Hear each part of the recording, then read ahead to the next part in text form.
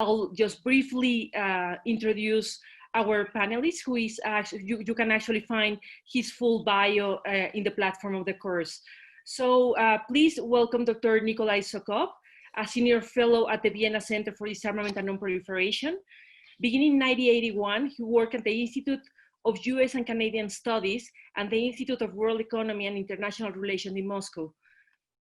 From 1987 to 1992, he worked at the Ministry of Foreign Affairs of the Soviet Union and later Russia, and participated in START I and START II negotiations, as well as in a number of summits and ministerial meetings.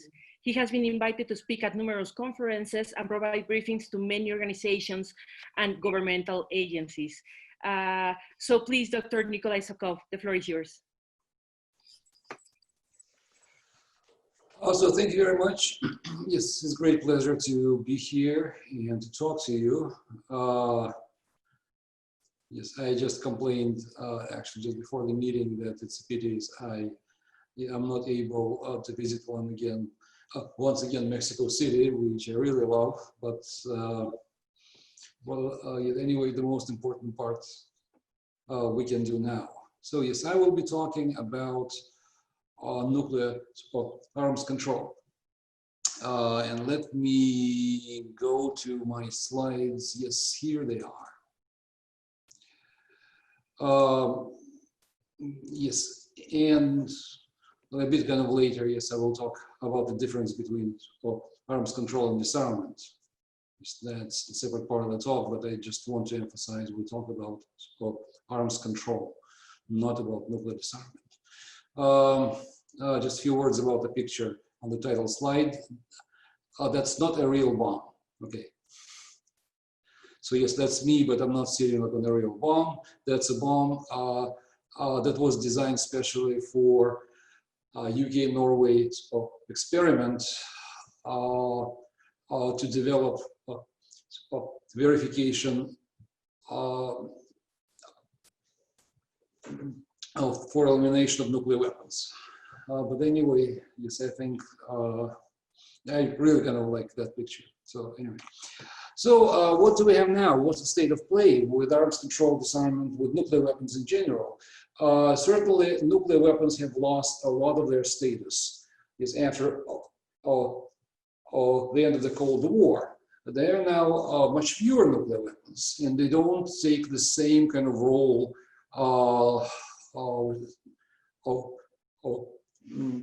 in security policies as they used to. I have two pictures there at the bottom that show how it was back in the 50s when nuclear weapons were supposed to be just a normal kind of thing. Yes, it was fun, fascinating, interesting, and very much usable. That's not how we see them today. We not just reduce nuclear weapons, but whole classes of them no longer exist. No one now thinks about using nuclear weapons right and left as it was back in the 50s and 60s. Much more specific missions. But nonetheless, nuclear weapons are still here, and it's very hard to part with them. Nuclear states do tend to cling to them. One reason is just psychological. If you got nuclear weapons and getting rid of them is not an easy kind of task. Plus, you have this whole notion of nuclear deterrence.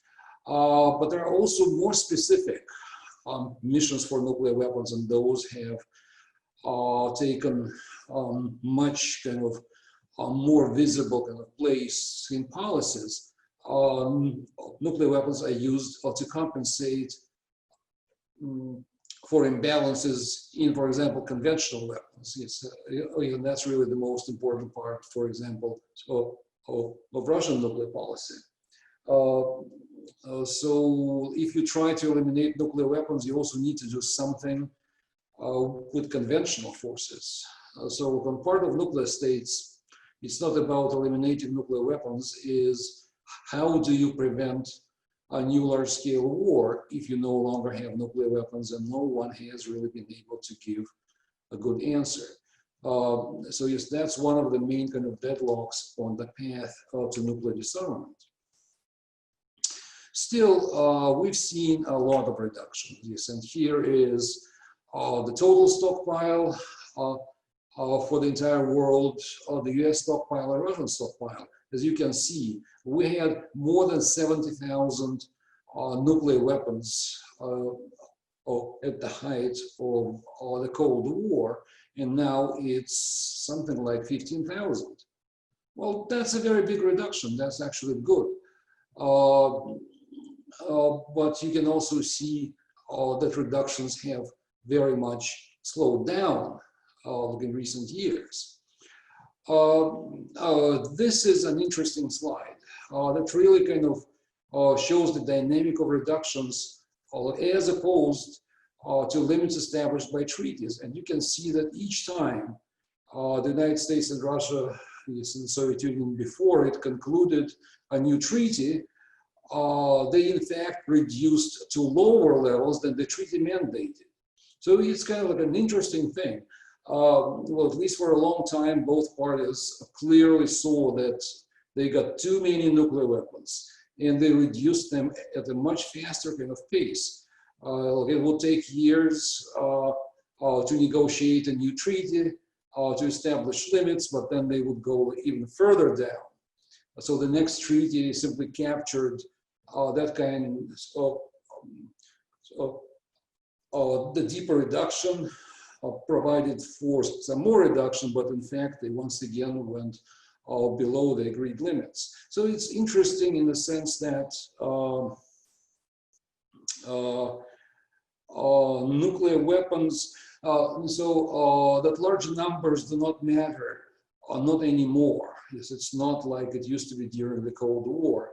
But once again, we see a slowdown.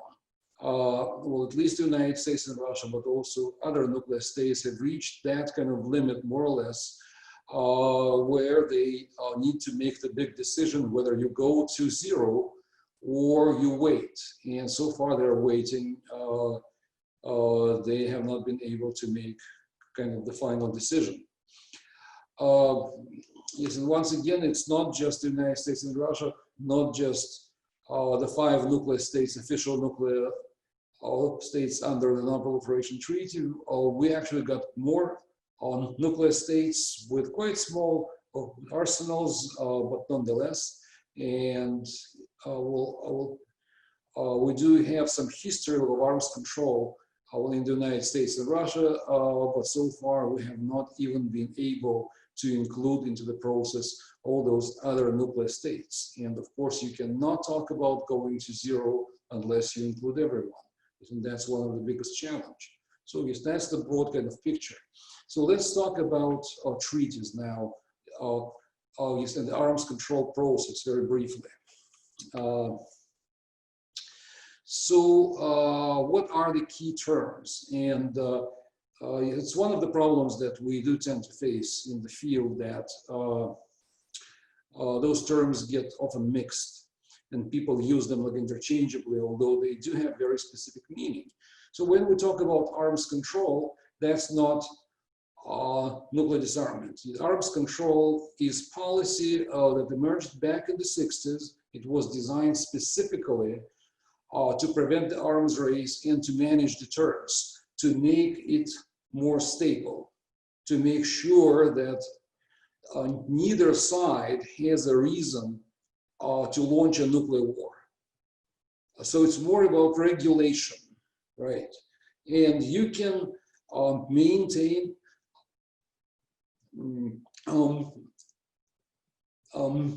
mutual deterrence at high levels or at low levels. Look, at low levels is certainly preferable, but that policy does not have the goal of completely eliminating nuclear weapons.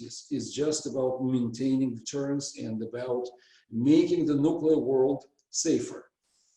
Sometimes you see reductions that are done outside treaties. So arms control presupposes the interaction between the two sides.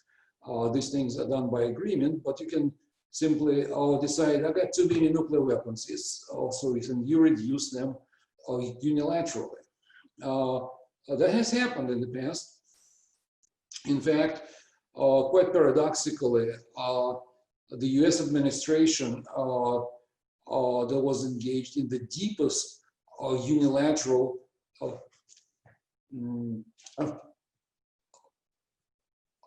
I'm sorry. So, in the deepest unilateral reductions was the George W. Bush administration, which was famous for its dislike for international treaties, negotiations, and other kind of things. So it simply decided we got too many nuclear weapons, and we can reduce them. So once again, you can go down even without treaties, although that kind of does lose the interaction thing, yes, and does lose the component of maintaining stability. And finally, we can talk about disarmament. Yes, that's where you go to zero. And it's important to understand that all these concepts are different, but they can all overlap. Because when you go to zero, for example, well, it's actually good to maintain stability at progressively low limits. And you can classify the same measure like in different ways. For example, a US president can go, say, to the United Nations and say, well, we concluded a new treaty, and that's a big step toward nuclear disarmament. And he can then go to Congress and say, don't worry, that's not elimination of nuclear weapons. It's just about stability. Yes, we are not disarmers. So when does he lie? Well, in both cases, it's actually true. Yes, it's simply looking at the same treaty from different angles. Yes, you can interpret the treaty as a step toward disarming, but at the same time, you do maintain stability. So yes, it's arms control. So it's often difficult to say how you should interpret this or that policy. Yes, an important thing is to keep in mind that the biggest question is whether this is intended to eliminate nuclear weapons. And that's not an easy, it's more of a professional kind of task. Yes, and I'm just saying all of that to you just as a warning, because sometimes when you come from a non-nuclear state, it's hard kind of to completely figure out what are those guys from NWS saying, right? Yes, it's important not to be misled there and clearly understand what's going on. And I'm not saying that arms control any worse than disarmament. It's an important thing to do.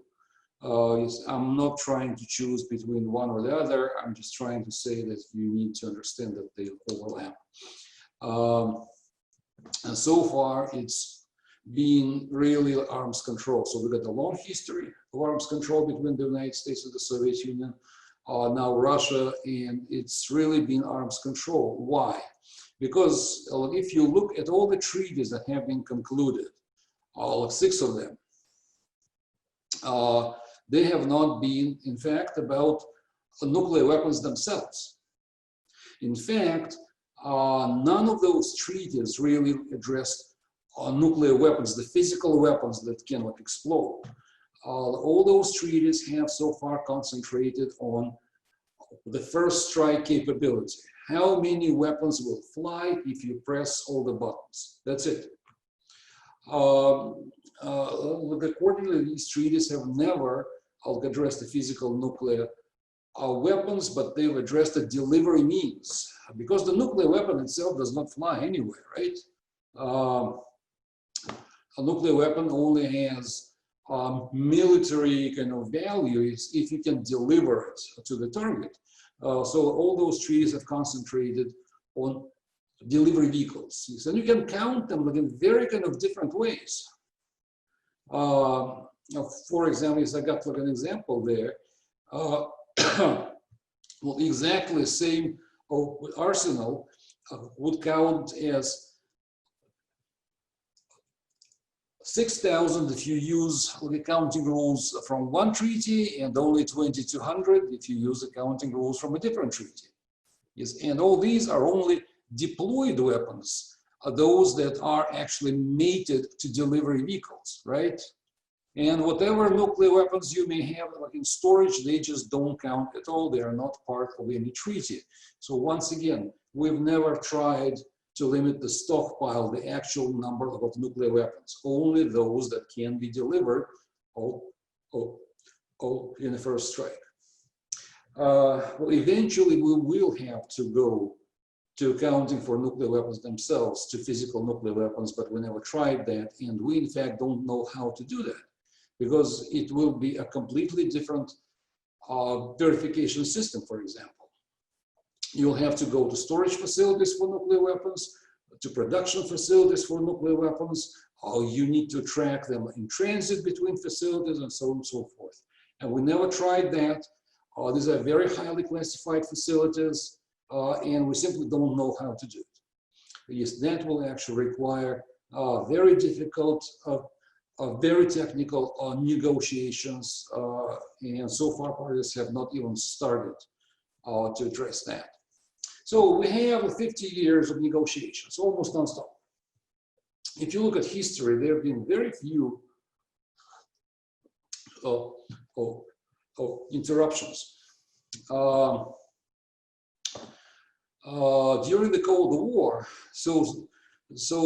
negotiations began in '69. SALT I, then negotiations on SALT II, and so on and so forth. During the Cold War, we had interruption only for like a year and a half, from the end of '83 to the beginning of '85. So the Cold War was characterized by almost non-stop negotiations. After the end of the Cold War, however, things do not look as good. We had a very long break last decade, and now we have not had any new negotiations for the last 9 years.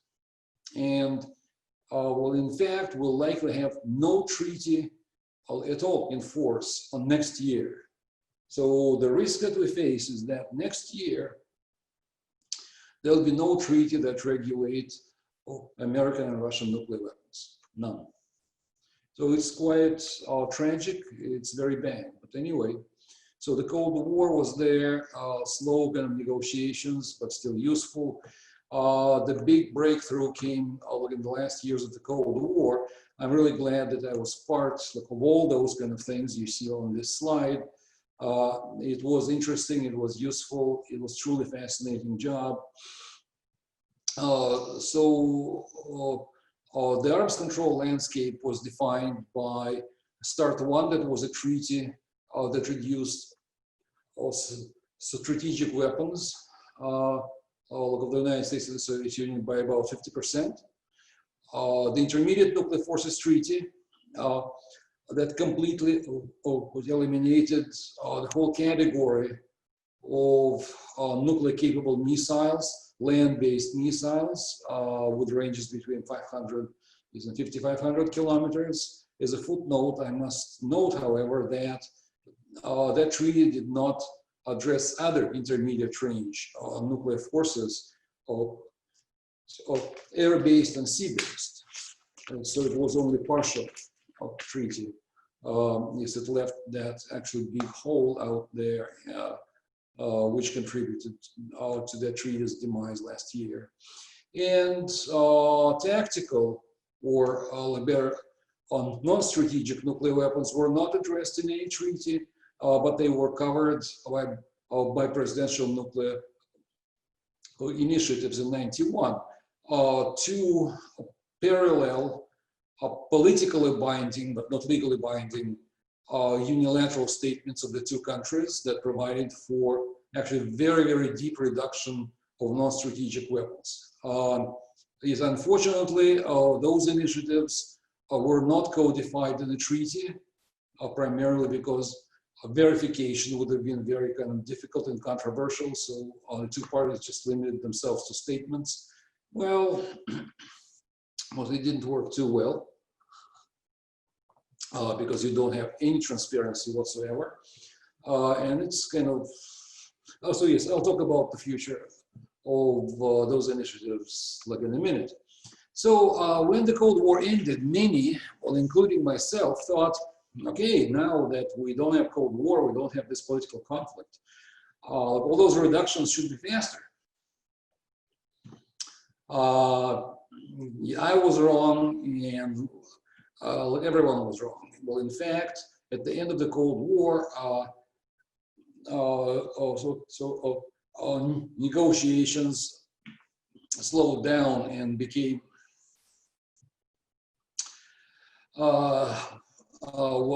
one treaty was concluded like in '93, but never entered into force. Yes, another negotiations were just abandoned.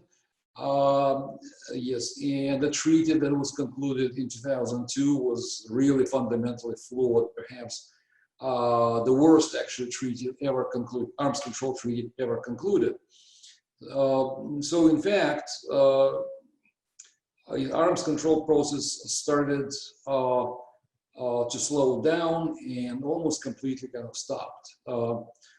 That's kind of paradoxical. We still saw reductions, but we did not have negotiations, so all those reductions were just optimization. You remove excessive nuclear weapons, you remove nuclear weapons that you don't need, but you do not maintain strategic stability, and that becomes actually dangerous over time. The Intermediate Nuclear Force Treaty collapsed. Yes, Russia actually never liked the treaty. Not because it wanted those nuclear weapons, it wanted those missiles for conventional warheads, but the treaty banned them. Well, in fact, Russia even raised with the United States the question, why don't we abrogate the INF Treaty? The United States, under the George W. Bush administration, said, yeah, sure, go ahead. Well, the Russians decided not to. So they decided to stay in the treaty. But then the United States accused Russia of violation. It took many years of very controversial exchanges between the two countries. When the United States said, you violated, Russia said, no, we haven't. And in the end, last year, the United States simply ended the treaty. I will not even go into the question who violated or did not violate. That's not important at the moment. A more important thing in my mind is the fact that the parties did not sufficiently use the mechanism that was established by the treaty to resolve these things.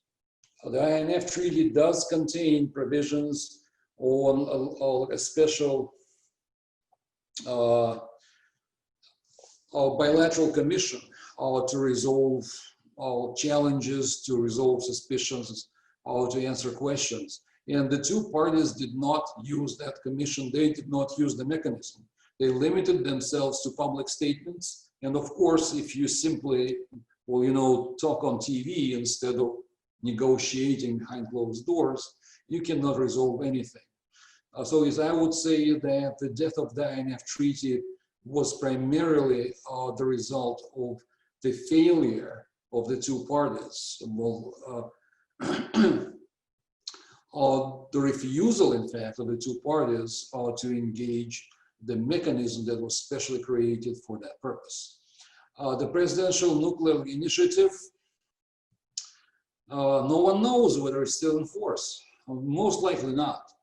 The United States says that it still adheres to those statements. Russia sometimes says that it does, then it says, no, we don't. Then it says, yes, we do once again. So it's kind of interesting that reductions that were promised back in '91 actually were all implemented. In fact, both parties, reduced below the levels they promised to reach.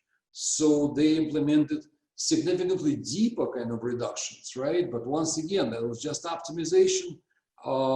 We don't have a regime that would regulate that, and we don't have a regime that allows to verify data.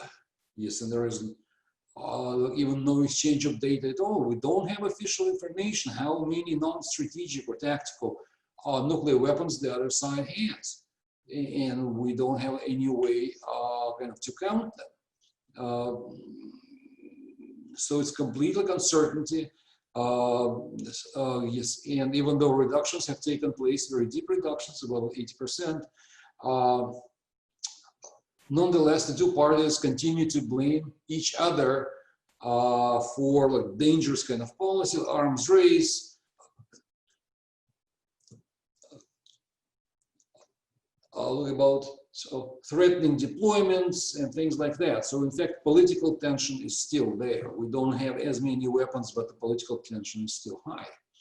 So yes, that's kind of the picture where I kind of plotted different categories of delivery vehicles on nuclear capable delivery vehicles and ranges. Yes, and that's how you classify treaties. And you can actually see that like almost nothing exists. The only thing that remains in place is the New START actual treaty. So the only treaty, like all of them, does not exist anymore. So the arms control field has been decimated. Yes, and just going back, well, it's not just about nuclear weapons. We see the same things happening in other areas of arms control. The Conventional Forces in Europe Treaty, it basically died actually last decade. The Vienna document that provides confidence building measures on conventional forces in Europe has not been updated since 2011, in 9 years, and no longer sufficiently kind of matches the political and military developments in Europe. The Open Skies Treaty is under threat as well. The United States has already announced that it would withdraw from that treaty. No one else is withdrawing. But I think it's high probability that Russia will eventually, sometime next year, follow US examples and also withdraw, and then we'll see the collapse of another important confidence building regime. So things are falling apart, not just in the nuclear field. It's throughout the entire kind of range of military capabilities, and that's really bad and really dangerous. So let's talk about the treaty that's now in force. It's called New START. It provides for reduction of 1,550 warheads. Well, it's a very useful treaty. Well, of course, you go, say, to NPT PrepComs or other similar events, and you will hear so rare kind of situations when Americans and Russians are in complete agreement. Both of them sell New START as a major kind of step toward nuclear disarmament, implementation of Article 6, like a great treaty, historic treaty, and things like that. That's of course not true. New START was intended to replace the START one, the old treaty that expired in 2009. And it replaced it not even for numbers. Well, in fact, the two parties did not quite need to agree on lower numbers. The most important thing about START 1 was a very robust, very powerful verification system, data exchange system, and everything. So together with START 1, the two parties lost all the verification and data exchange. So they decided that they need to keep it. Yes, and concluded a New START, not because of nuclear weapons numbers, but because they wanted to maintain that transparency, that verification, that predictability that can be provided by a treaty. So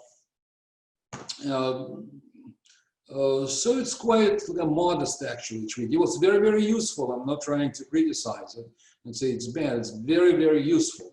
But of course, nothing historic and nothing about nuclear disarmament.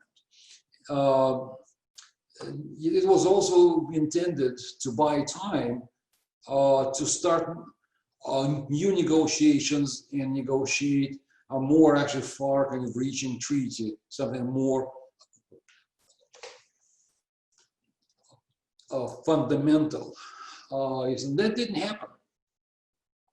That's kind of the thing. New START was intended like as a simple treaty, like as a placeholder, as a treaty that would cover the transition from one big treaty to another. And it just so happened that like all we are left with is that kind of placeholder, the transition.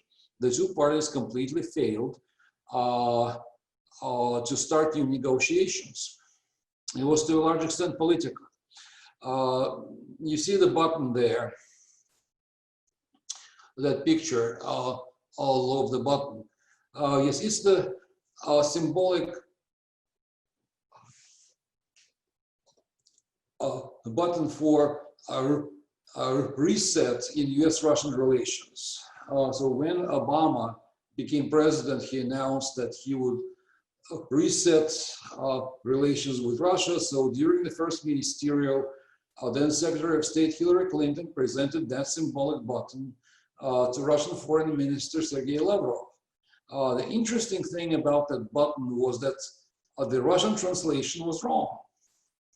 The Russian word that they used did not mean the reset. It meant overload. Yes, and that was a symbolic mistake in a way, because yes, the bilateral agenda was seriously overloaded. And well, basically, the two parties completely lost the ability to separate political conflict from arms control. The two became mixed. During the Cold War, no matter how harsh the political conflict could be, the parties could still engage in arms control. Now it's almost like impossible. Now political conflict is so total that you cannot even negotiate on arms control, and that's wrong, that's dangerous once again. So what happens to New START? New START expires in February next year. It can be extended by 5 years, but whether it will be extended is an open question. The Trump administration still has not made a decision. It conditions extension on the inclusion of China. China refuses.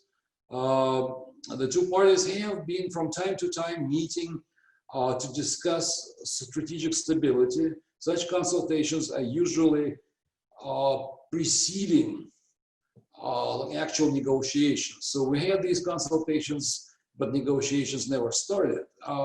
Paradoxically, the most fruitful meeting actually took place less than a month ago here in Vienna, because it established, so it was not just a meeting to discuss strategic stability, but it also established several working groups. So the discussion can now be more kind of specific, more technical, and more sustained.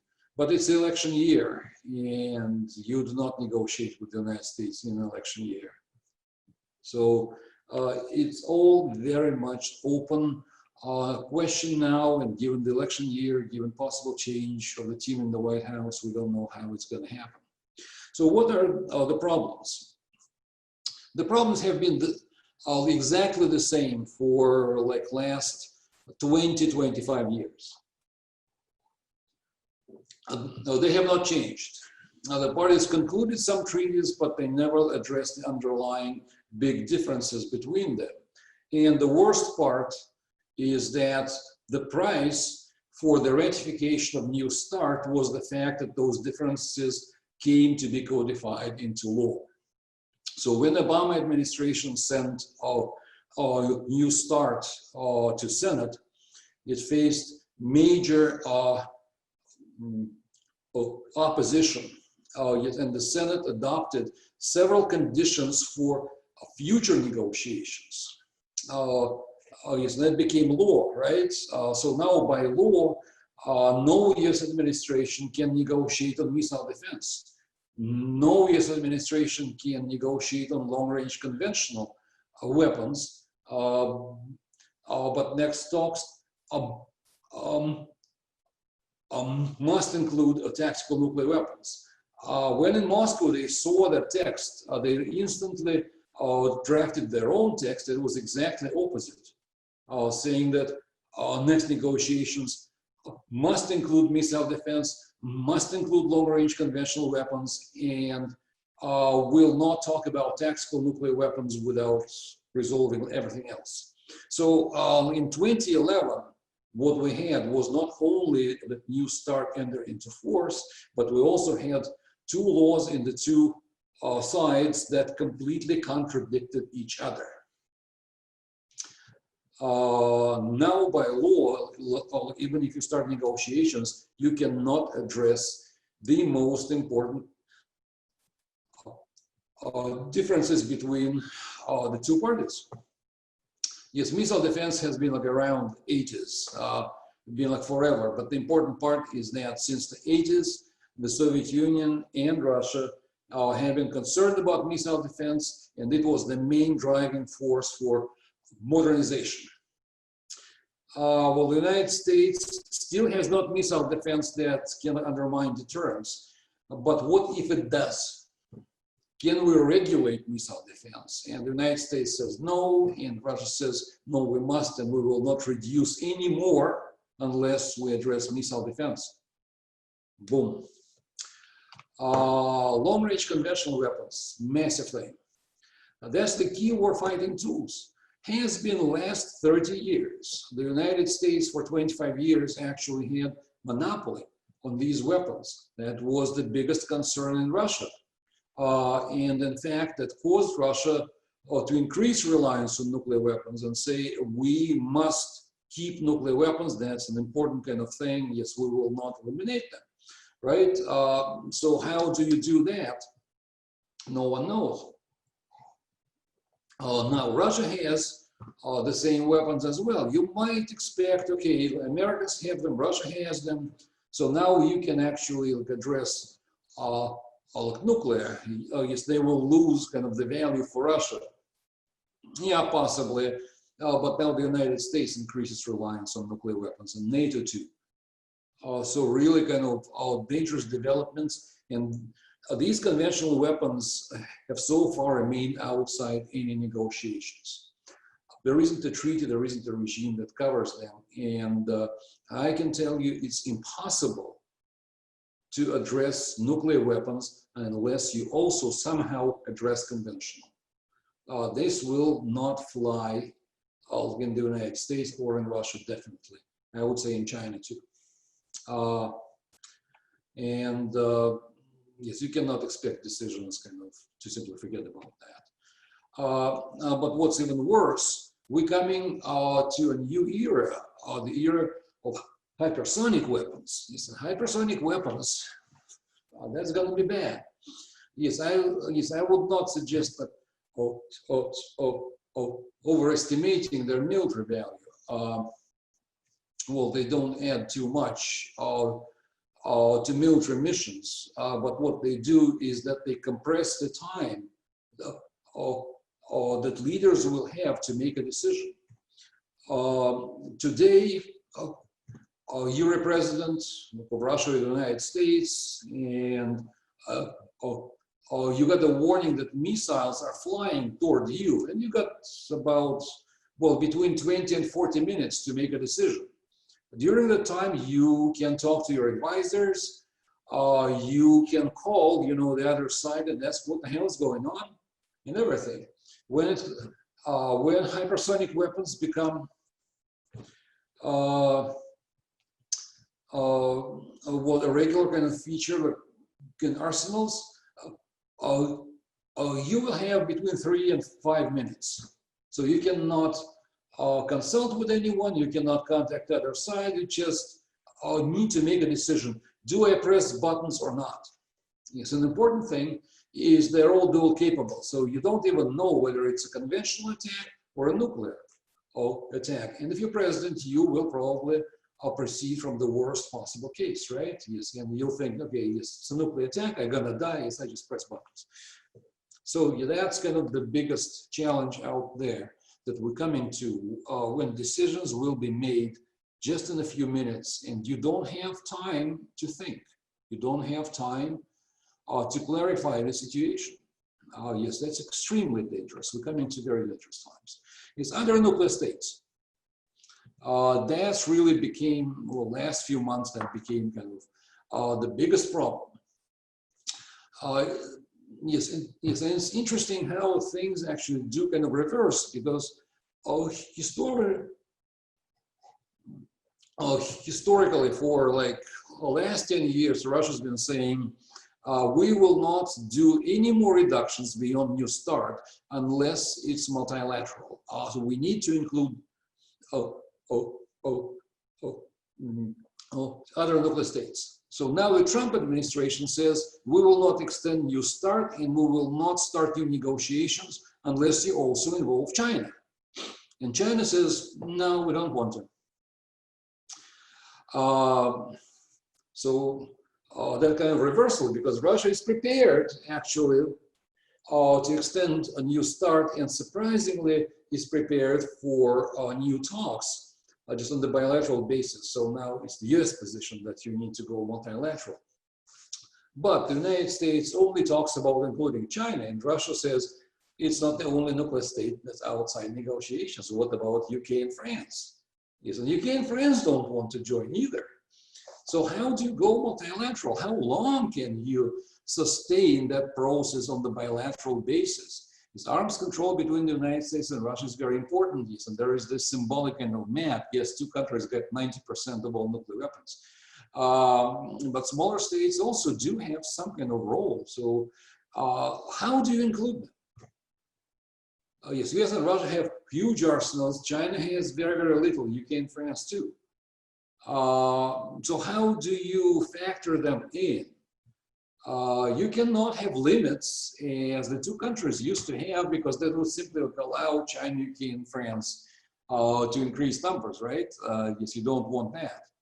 And the numbers are so kind of different that, well, you don't want any kind of limits on China, UK, and France. You simply don't need them. Maybe more transparency, maybe more openness, more predictability, but no one has even started a discussion, like a serious negotiation or consultations on the official level. How do you involve other nuclear states? Yes, and that's just about the P5. But there are 4 other nuclear states, and how do you engage them if you do not recognize them as nuclear states?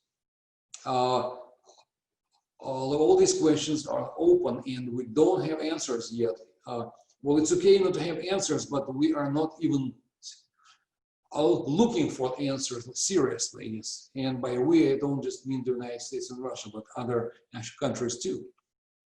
So how do we go forward?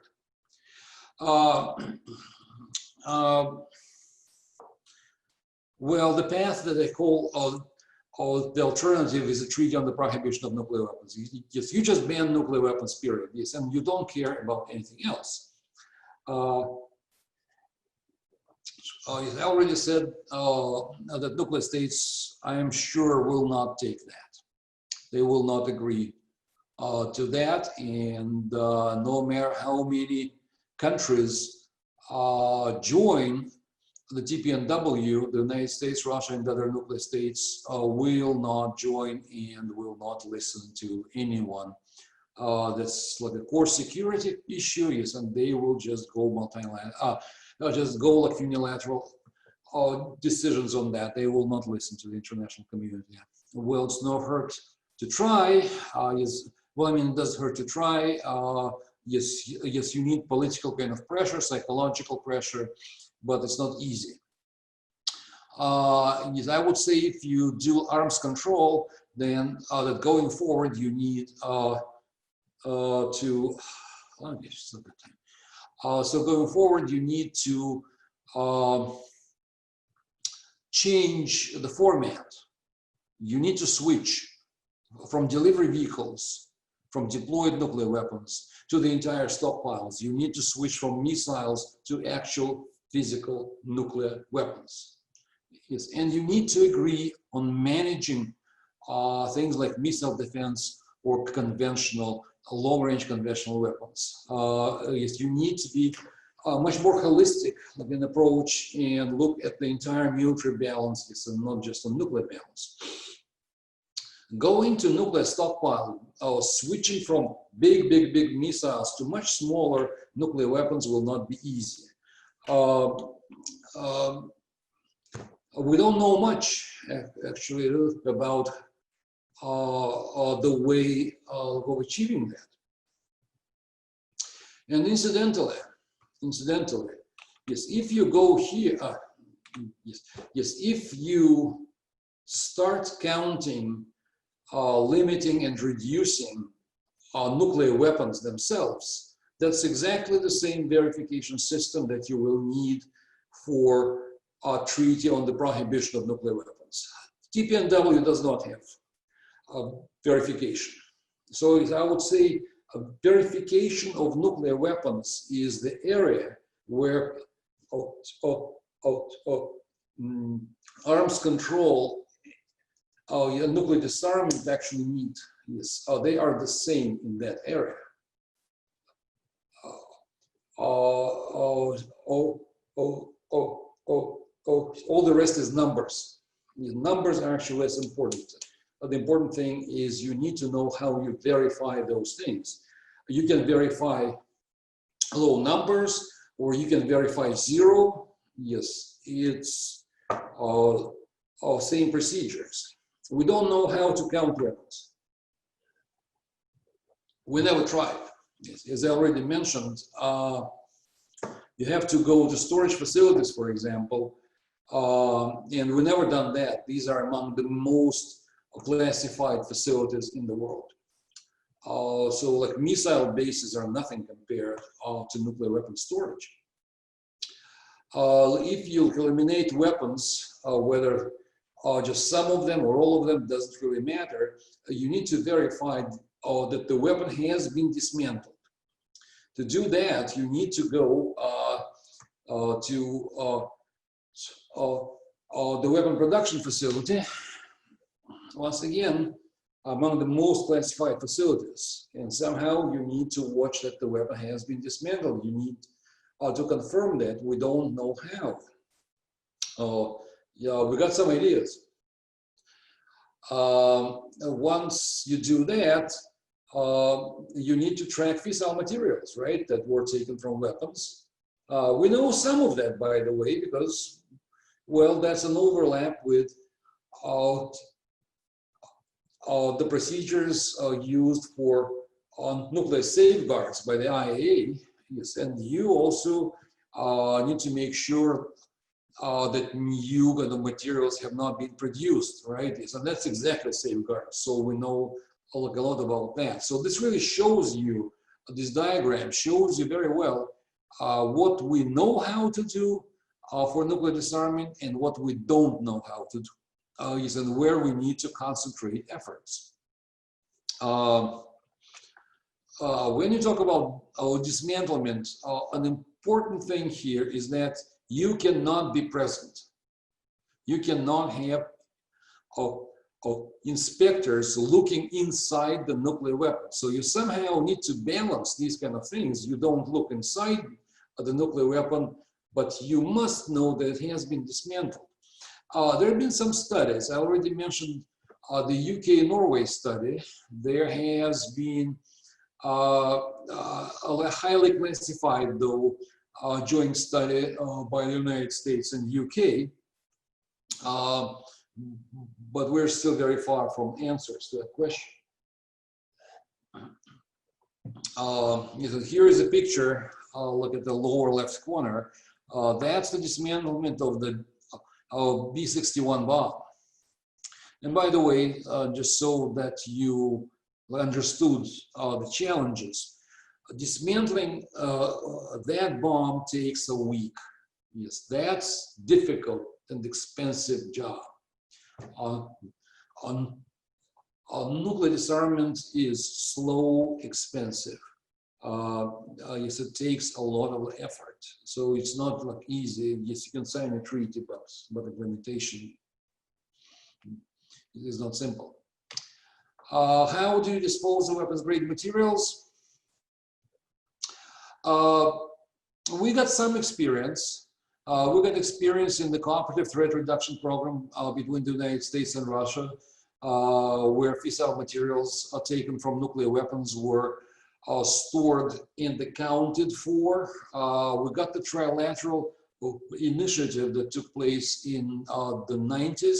It was a joint work by the IAEA, the United States and Russia, to design accounting and securing procedures for plutonium. So yes, they completed work on plutonium. They never actually did highly enriched uranium. So some things we know here and there, yes, and that's why incidentally, yes, I got that lower right kind of place about accounting for fissile materials partially green. So we do know some things, but we do not know much. And just pictures, once again, how things changed over time. On the right, there is like an educational toy that was sold in the United States in the 50s.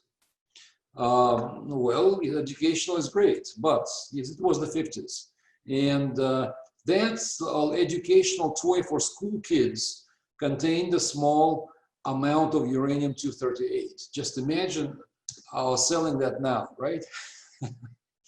So yes, things have actually changed. And on the left is a Soviet chocolate candy radio. Try to market chocolate candy with that name today. So things do actually change. And yes, even psychology changes. So it would be unfair to say that that has changed over time. So,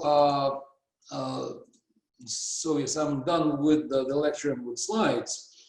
And just wanted kind of to conclude by once again stating things are changing. We are now in an arms control crisis.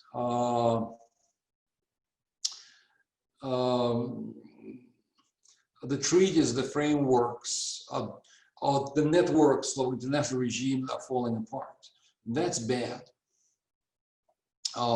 That's actually really, really dangerous. But at the same time, we also need to keep in mind that we've seen very deep reductions.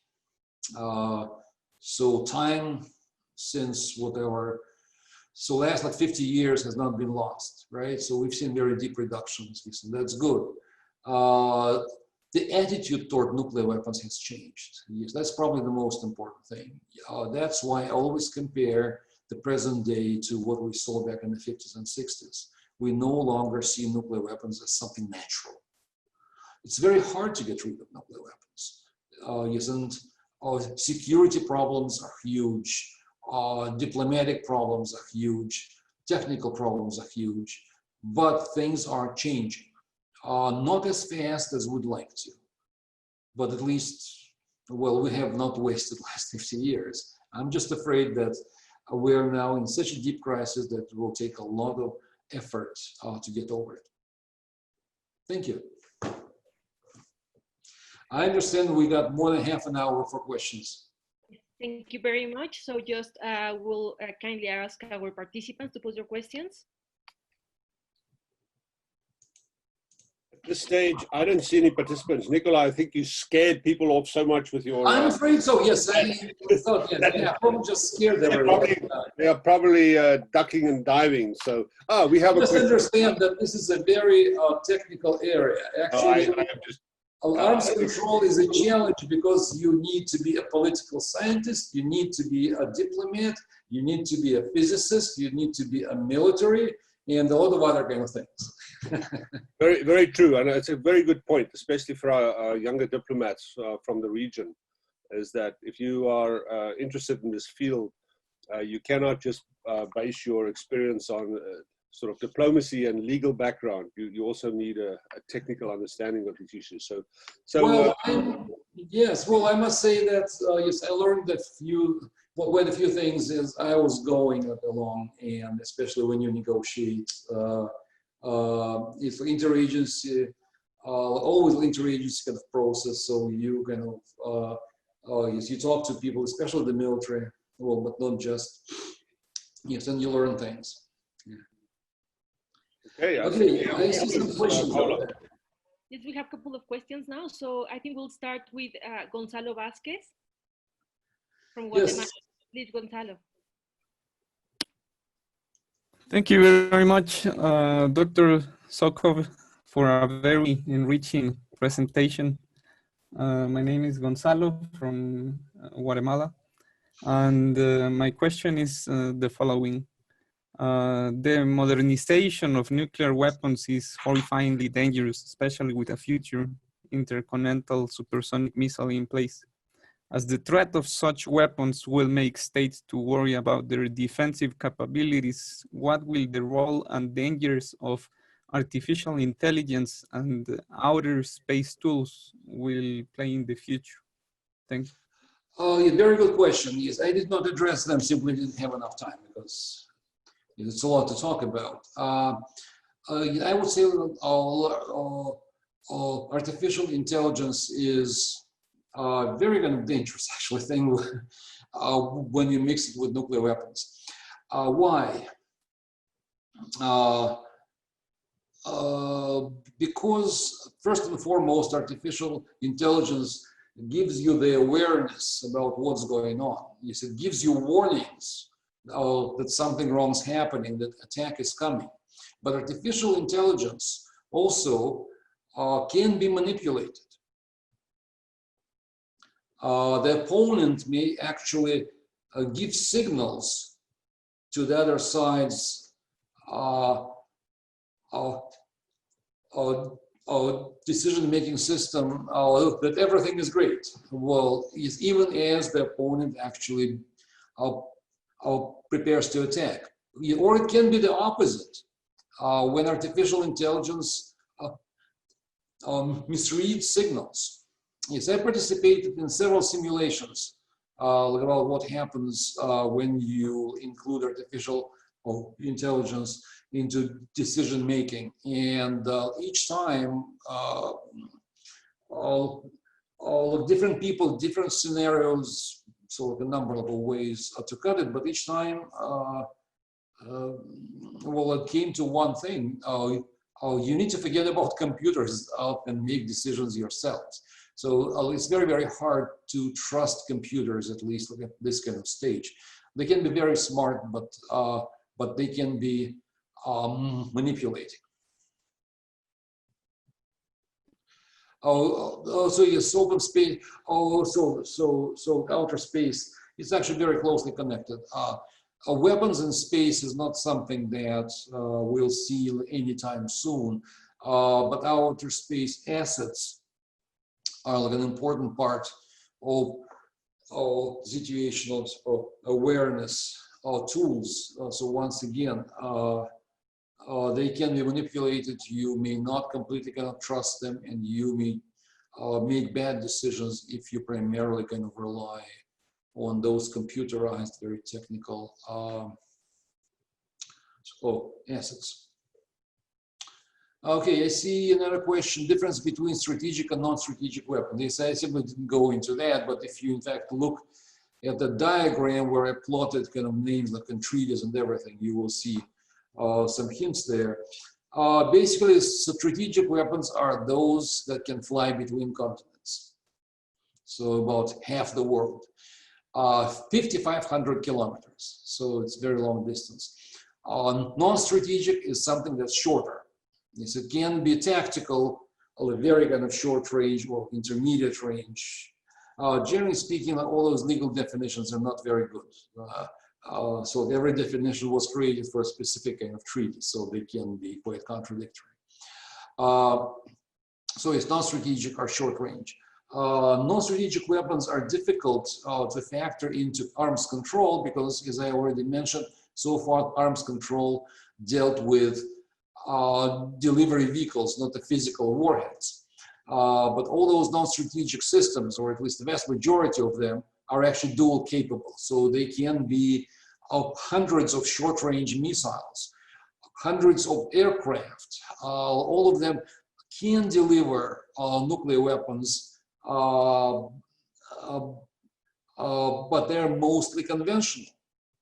Well, in fact, neither the United States nor Russia have as many nuclear weapons as they have those non-strategic systems.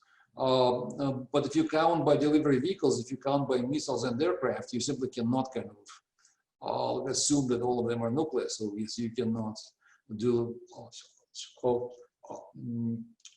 arms control. When strategic nuclear weapons will be eliminated, they will be the last to be eliminated.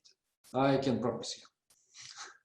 Because strategic weapons, long range, very powerful, they do not exist to fight wars.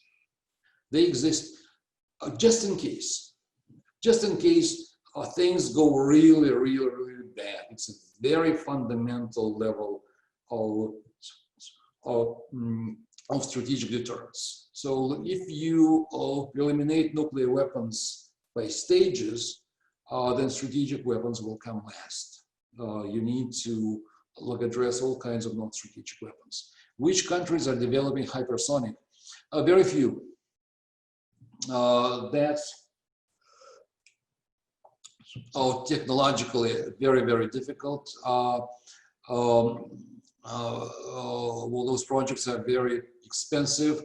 They've been going on for decades, and only very, very actually recently, states like Russia, the United States, China actually reached a technological level that allows going that way. So I would say if you talk about serious kind of hypersonic weapons that are ready for deployment, you talk Russia, it's actually the first, it's leading, like very kind of surprisingly, that's the first time in many, many years that Russia actually led technologically. So Russia has them.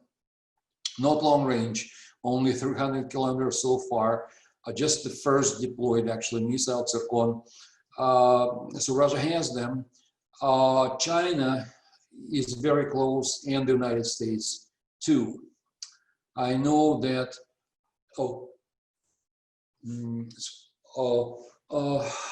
2, I think, years ago, 3 years ago, India also engaged in similar kind of projects, but I think well, it's so far quite behind.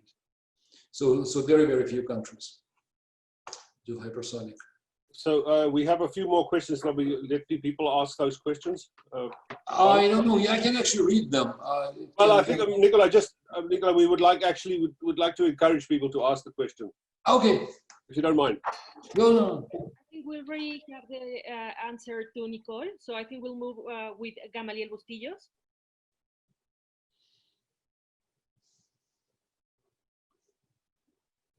Gamaliel, you're muted.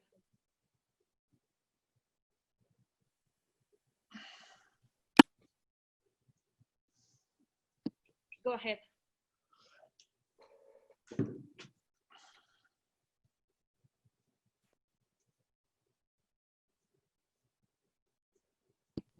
Gamaliel, you can go ahead, please. I think he might be having some trouble with his mic, so I'll just read it. It said, good morning, thank you for your presentation. I would like to ask you to share a bit more about hypersonic weapons, at what kind of damage that might be able to inflict, and let us know a bit more about the ranges they can reach. Thanks again. Well, it's actually a very simple question. Well, in terms of the damage, they're not any different from all other kind of weapons. So it's very similar kind of warheads, similar like explosives, like everything. The big kind of change is really speed, and especially kind of the fact that you don't have much time to make a decision once you have all the warning about them flying. Ranges so far, I would say it would classify as tactical kind of ranges. So far, just a few hundred kilometers, but there is a lot of work on longer range kind of systems. Once again, it's extremely advanced. It's technologically very, very challenging. So this work goes like in stages. But I would say that in 5, maybe 10 years, we'll have hypersonic systems at very, very long ranges. It's just Yes, it simply takes time. Thank you very much. Next question is from Alfonso de Alba. Alfonso. Perfect. Thank you very much, Mr. Sokov. I was just interested in your recent response about the dangers of artificial intelligence mixing with automatic countermeasures. Now, there's a case of the Lieutenant Colonel Stanislav Petrov, which I'm sorry, it wasn't 89, but 83, that he actually stopped, he played a role in stopping countermeasures of a perceived nuclear strike, and that wouldn't necessarily be possible with an AI system of launch detection. Do you think it would be necessary to set out a treaty to limit AI integration into launch detection systems? And given what you just said about hypersonic weapons, would that need to be part of one of the components, given that the time frame is so shorter now? You're completely right about that 83 case. In fact, yes, I had that in mind. I simply, to save time, I didn't mention that. For those who don't know, in 1983, in the Soviet Union, the early warning system gave a signal that a large number of American missiles are flying toward the Soviet Union. So the early warning system did warn about an attack coming. Yes, and Lieutenant Colonel Petrov, he incidentally died a few months ago, if I remember correctly. He just looked at all the data and decided, no, I don't believe that that must be a mistake. Yes, and he prevented the launch on warning, well, basically saving the world. Yes, yes, I fully agree. If you factor in artificial intelligence system, if you entrust decision to launch to computers, you do risk the same kind of scenario when a computer can make a mistake. So humans must be there. Yes, and that's actually one of the biggest challenges presented by hypersonic weapons, because humans may simply not be able kind of to make a decision on time. The human mind does have its limitations. Yes, it's intuitive, it's great, it can do wonders, but if you got seconds, like literally, the human brain is not as fast as a computer. But if you completely can trust computers, well, you don't control your own fate anymore. You don't control your life. Can we ban artificial intelligence? I'm afraid not. Yes, I would love to, by the way. But I'm afraid that it's very actually hard to do through negotiations. It would be almost impossible actually to get the treaty. So yes, we're entering dangerous times. I would actually strongly prefer concentrating on the weapons and not on computers. Yes, that would be kind of the right thing to do. So yes, I prefer arms control and disarmament. Yes, and yes, if you do not have those weapons, then computers cannot do harm by launching them, right?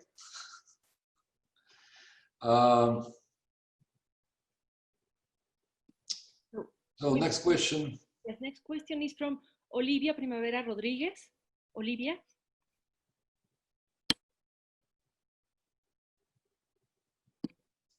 You're muted, Olivia. Can you hear me now? Yes, we can. Thank you very much for such an interesting conference, Dr. Sokov. I'm Olivia Rodriguez from Mexico, and I would be very interested if you could please expand on the results of the UK-Norway study you briefly mentioned during your presentation.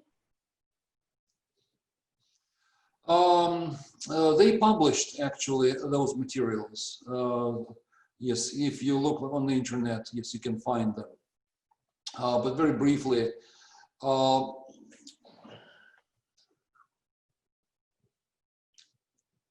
just how to better summarize it. The idea was to develop procedures for the following scenario. Yes, and that's actually quite a realistic actually scenario. So when you dismantle nuclear weapon inside a closed room, so inspectors do not look inside the weapon. But inspectors control all,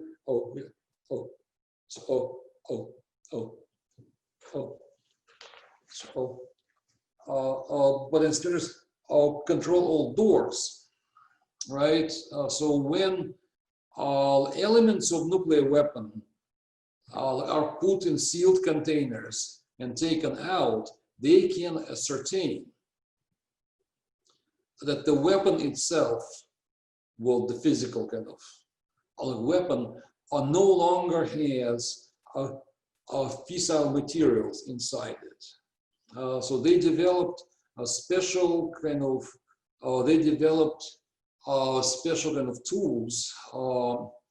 They developed special measuring equipment so that on the one hand, you can say, so all fissile materials are in a separate container. But on the other hand, you do not know too many details about fissile materials because the composition of fissile materials is also classified. So they try to balance reliable verification on the one hand and so respect for classified information on the other. That's very important. That's especially important if you talk about nuclear disarmament, because nuclear disarmament must include non-nuclear states. And according to the Non-Proliferation Treaty, inspectors from non-nuclear states must not have access to information about weapons, and about their design and all other kind of things. So you need to find a balance. You need to find this golden kind of middle there. And so the UK and Norway project did try to do that. I think they did a very good job. I would, as a negotiator myself, a former negotiator myself, I would say that well, it needs more work, but I think they were on the right path there. So yes, you can find all the details. Yes, that's available on the internet. So. Thank you. Next question is from George Moore. George, go ahead.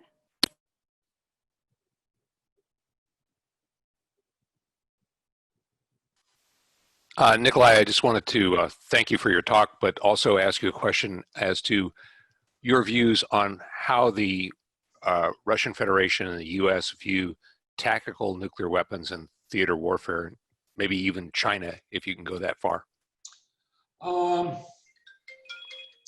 My response will be non-standard. I do not see a lot of differences between them on tactical, meaning on short-range nuclear weapons. They don't have much role like in anyone's on nuclear strategy. Well, China is a bit less kind of certain, but still, well, as far as I understand, they don't. The theater range nuclear weapons, such as cruise missiles, for example, they do have a role, quite a significant, well, I mean, even not nuclear. In fact, for Russia, when you talk about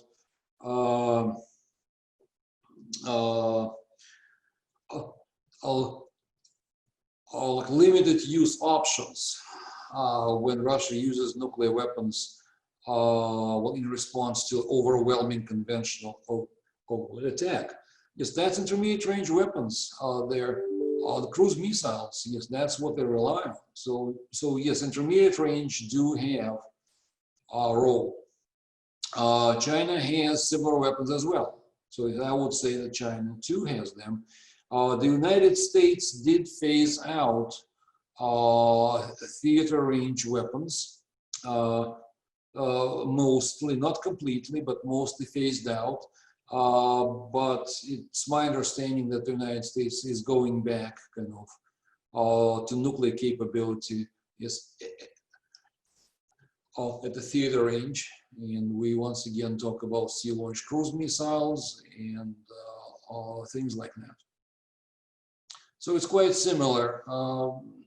I can go into details, but it's a whole kind of lecture, just comparing nuclear strategies. It's the whole separate lecture. I would say that all of them are about the same. minor variations, very interesting variations, but that's for narrow experts. Thank you. We have two more questions. One is from Agustin Angeles. Please go ahead. Thank you. Thanks for the presentation.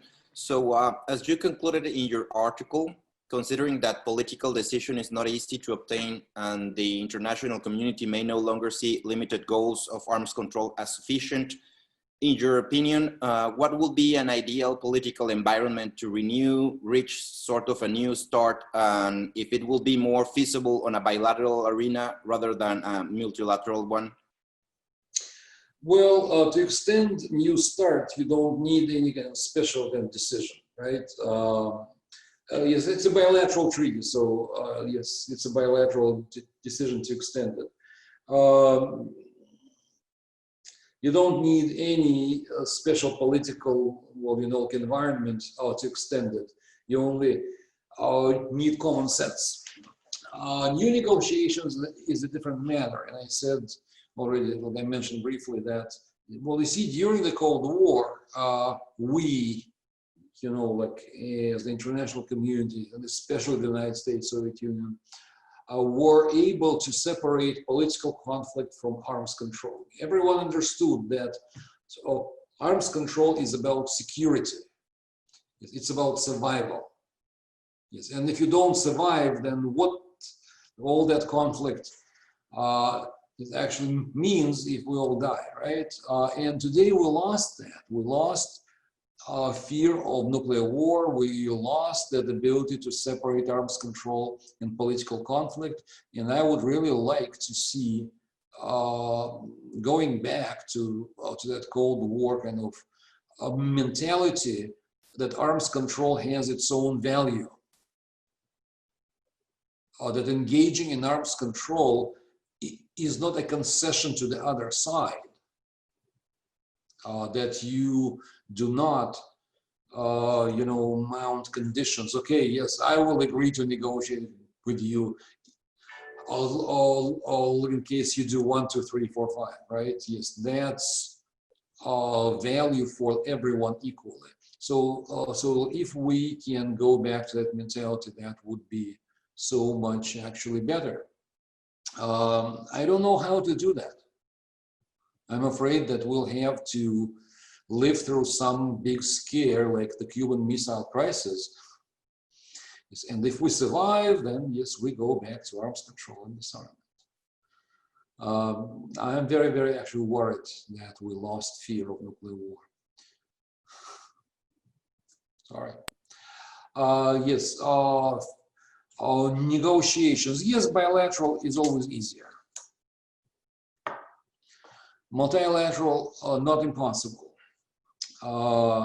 It can be a combination because only the United States and Russia, who have so many weapons, need to engage in very detailed, very technical discussions. I would say it would be sufficient if UK, France, and China simply enhance transparency, like allow inspections within their kind of territories.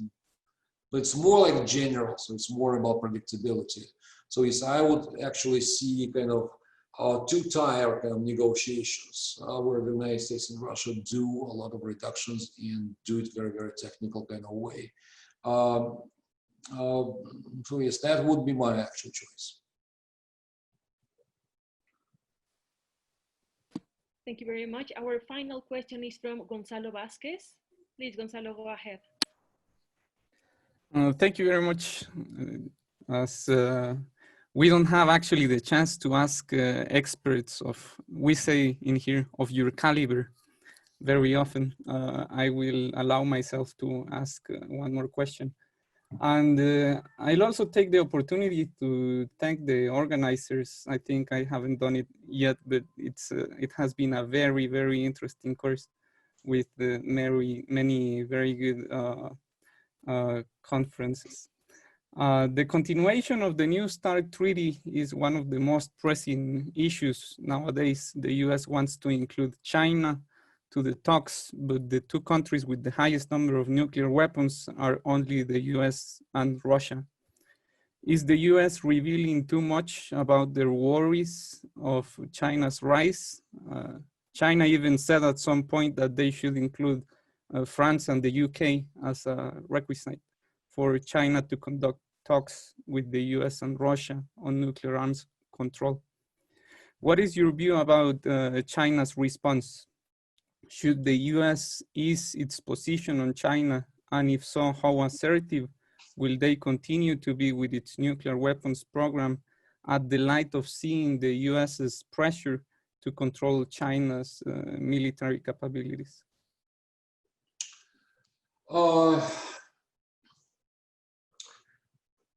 Very interesting question. Not easy to answer, I must say. China has, well, a relatively few, well, a relatively small number of nuclear weapons. It has small number not because it's forced to have small number, but because it's China's own choice.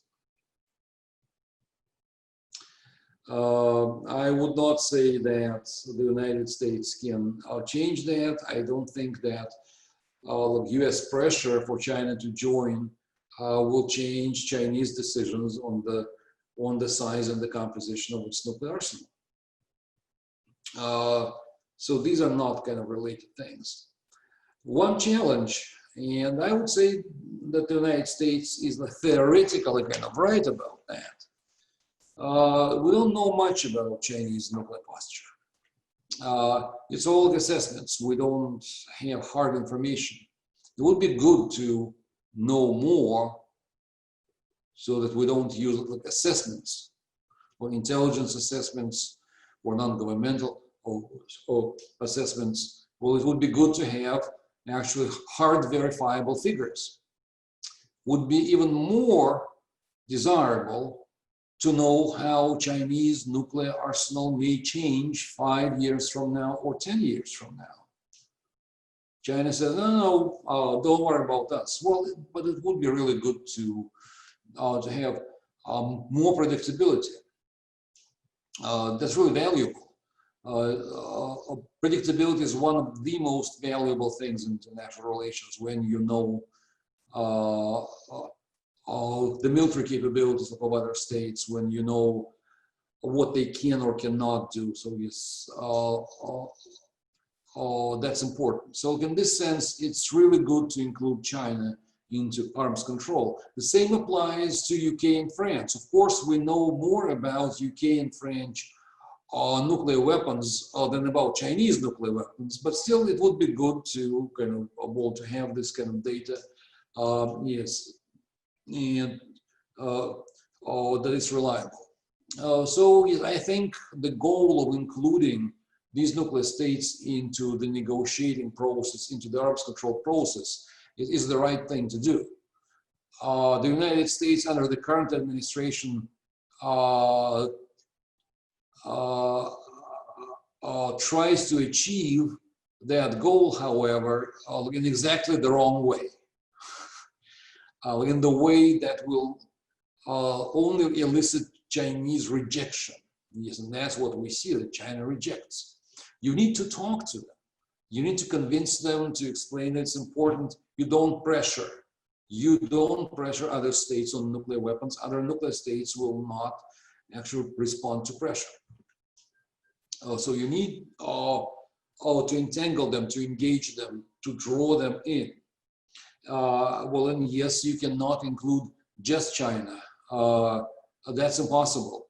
So arms control can include 2 parties, the United States and Russia, or 5 parties, so at the minimum. So all official nuclear states. Trilateral talks are not possible, period, forget about that. That will not fly with China, and that will not fly with Russia, actually.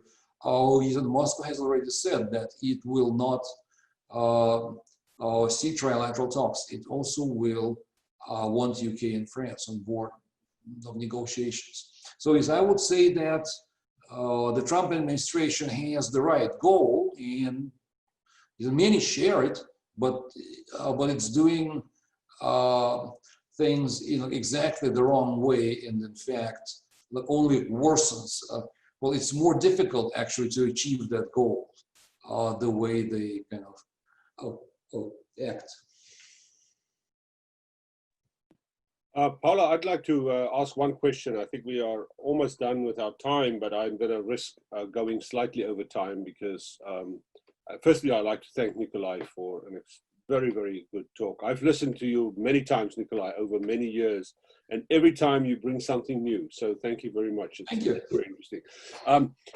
I mean, we're going to very soon listen to a panel about the TPNW. And I find the two sessions completely opposite. And I'm not suggesting that you are not believe in nuclear disarmament, but you said at one point that the utility of nuclear weapons are different today than they were in the Cold War. And then right a few minutes ago, you said that the prospect of the use of nuclear weapons are unfortunately very real. So, I find it interesting how these two things are opposed. And yes. My point there is, in a message to our young diplomats from Latin America and the Caribbean, if you were, as you have been on many occasions, an advisor to say both, and let's hope, I certainly hope, a Biden administration, but also kind of with your old contacts in Moscow. What is the one thing that you will advise the Biden administration to pursue to maybe not press the reset button, but to move things the right way?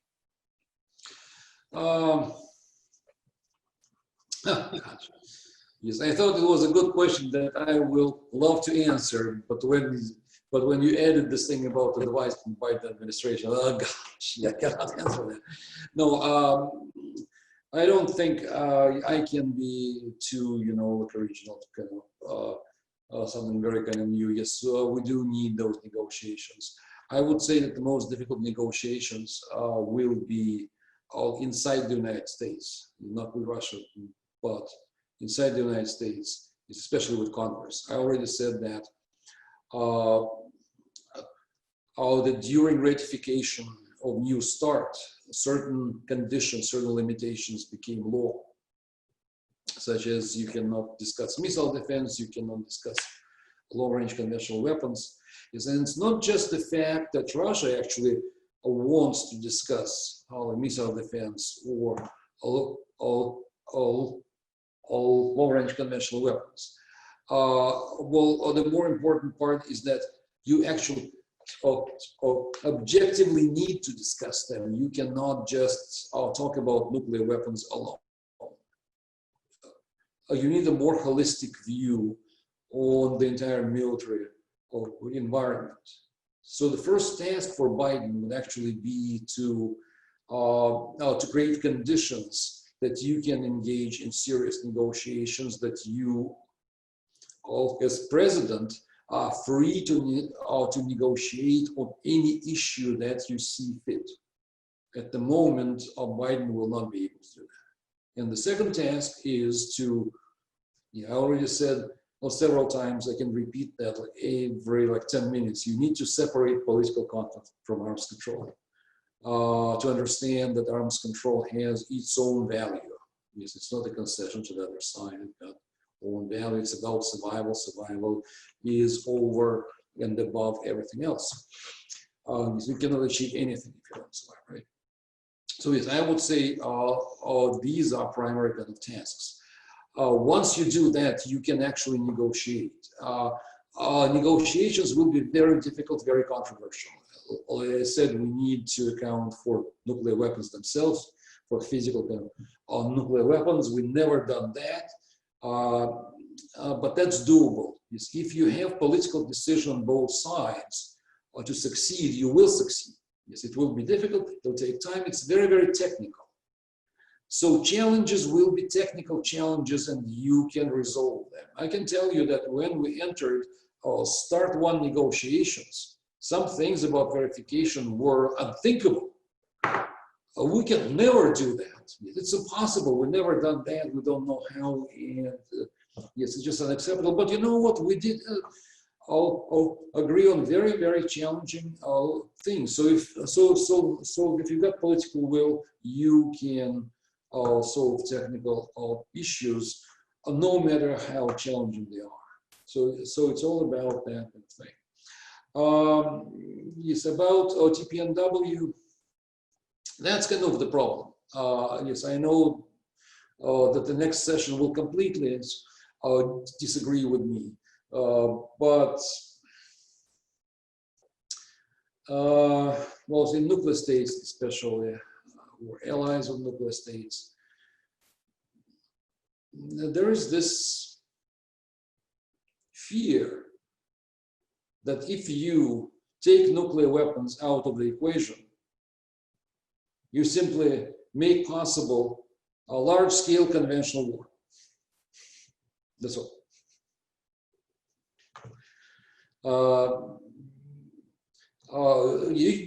Yes, you can disagree. Yes, and I see names for the next panel already on the screen, and they can try to convince me. Believe me, that would be a waste of time. Whether you convince me or not, absolutely doesn't matter. Go and try to convince people in capitals who make actual decisions. Yes, I'm pretty sure you will not be able to do that. In fact, to the best of my knowledge of people in Moscow, Washington, people who make decisions, they will just not actually listen. So unless you address more kind of fundamental questions of military balance or international security, you will not get the agreement to eliminate nuclear weapons. Now, I do not mean it should be general and complete disarmament. No. Yes, if you link nuclear disarmament to general and complete disarmament, it means nuclear weapons will stay with us forever. No.